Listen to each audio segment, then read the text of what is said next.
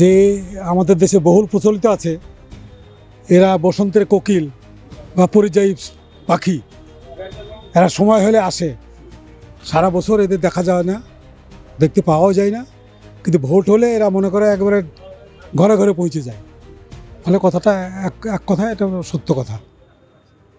এই দলগুলো এরকমই, এই দলগুলোর চরিত্রটা এরকম। ভোটের সময় এরা মানুষকে প্রতারণার বহু রকম প্রতিশ্রুতি দেয় এবং বলে যে আমরা ভালো করব, অমুক করব, বিভিন্ন রকম করব, কিন্তু আসলে কাজের সময় কিছু করে না। এটি এদের রাজনীতি এবং এটি ভাঁওতাবাজি রাজনীতি। বিজেপির নেতারা তো চাতক পাখি। ওরা এইমাত্র ভোটের বাজারে এসেছে, ভোট পড়ছে, ওদের কোনো পাত্তা পাওয়া যাবে না। ওরা না পেরেছে কিছু দিতে, যা না পারবে কিছু দিতে।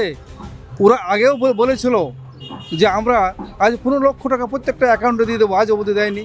এখনও বলছে ওরা আমরা ভোটে জিতলে পশ্চিমবঙ্গের প্রত্যেকটা মানে লক্ষ্মীর ভাণ্ডার দেবো 3000, ওরা দিতে পারবে না। মিথ্যা প্রতিশ্রুতি দিয়ে এরা আসতে চাইছে।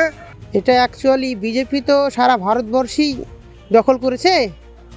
সে যেভাবেই বিভিন্ন দলকে জোটসঙ্গী করে হোক বা বিভিন্নভাবে আমাদের যে পশ্চিমবঙ্গ যে রাজ্য, সেই রাজ্যে ওরা একাধিকবার চেষ্টা করেছে।